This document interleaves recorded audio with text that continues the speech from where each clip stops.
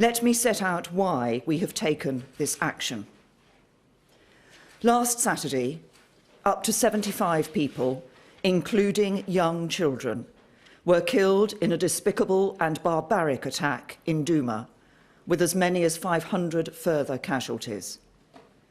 We have worked with our allies to establish what happened, and all the indications are that this was a chemical weapons attack.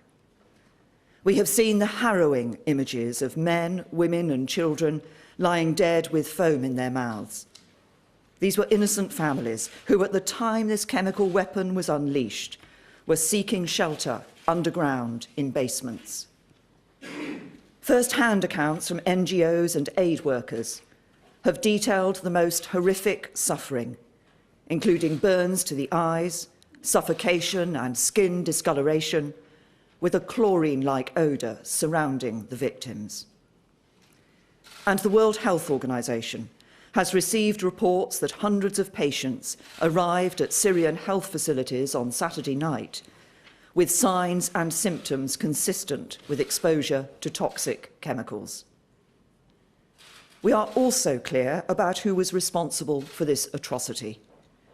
A significant body of information, including intelligence, indicates the Syrian regime is responsible for this latest attack.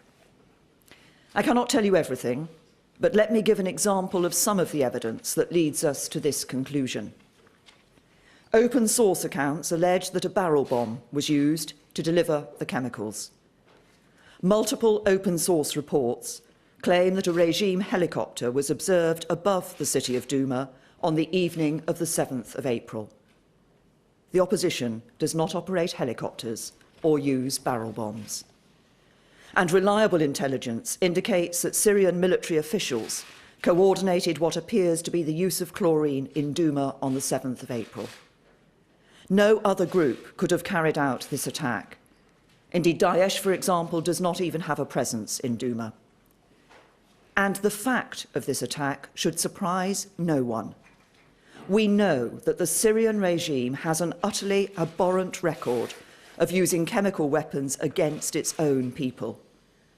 On the 21st of August 2013, over 800 people were killed and thousands more injured in a chemical attack also in Ghouta. There were 14 further smaller-scale chemicals attacks prior to that summer. At Khan Sheikhoun on the 4th of April last year, the Syrian regime used sarin against its people, killing around 100 with a further 500 casualties. And based on the regime's persistent pattern of behaviour and the cumulative analysis of specific incidents, we judge it highly likely both that the Syrian regime has continued to use chemical weapons since then and will continue to do so. This must be stopped. We have sought to do so using every possible diplomatic channel, but our efforts have been repeatedly thwarted both on the ground and in the United Nations. Following the sarin attack in eastern Damascus back in August 2013, the Syrian regime committed to dismantle its chemical weapon programme, and Russia promised to ensure that Syria did this, overseen by the Organisation for the Prohibition of Chemical Weapons. But these commitments have not been met.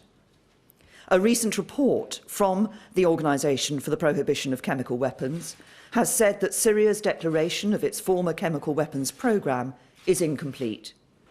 This indicates that it continues to retain undeclared stocks of nerve agent or precursor chemicals and is likely to be continuing with some chemical weapons production. The OPCW inspectors have investigated previous attacks and on 4 occasions decided that the regime was indeed responsible. And on each occasion, when we have seen every sign of chemical weapons being used, any attempt to hold the perpetrators to account has been blocked by Russia at the UN Security Council, with 6 such vetoes since the start of 2017. Just this week, the Russians vetoed a draft resolution that would have established an independent investigation into this latest attack, even making the grotesque and absurd claim that it was staged by Britain.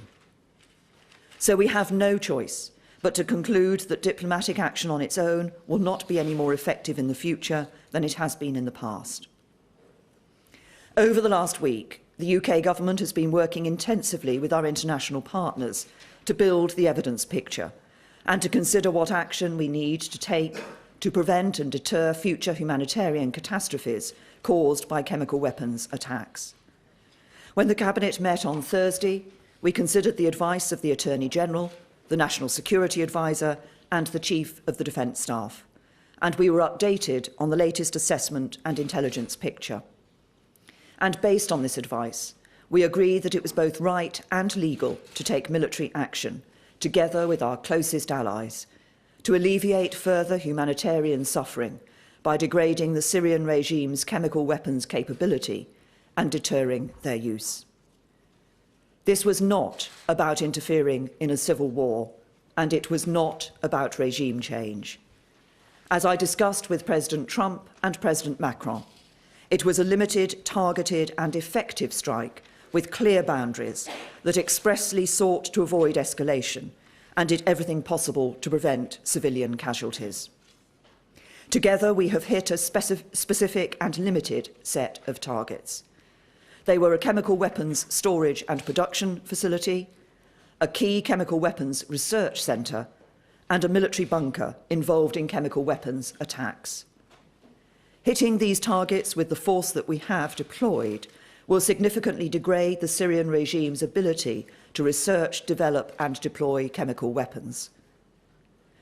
A year ago, after the atrocity at Khan Sheikhoun, the US conducted a strike on the airfield from which the attack took place.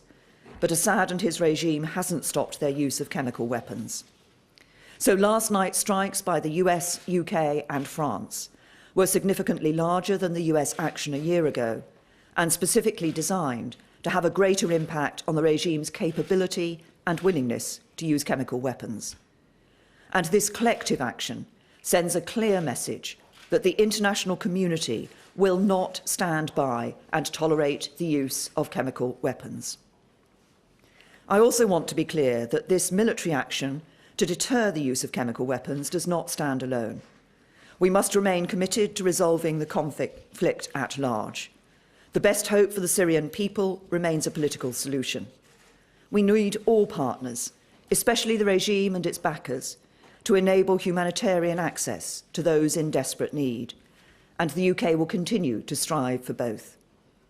But these strikes are about deterring the barbaric use of chemical weapons in Syria and beyond. And so to achieve this, there must also be a wider diplomatic effort, including the full range of political and economic levers, to strengthen the global norms prohibiting the use of chemical weapons, which have stood for nearly a century.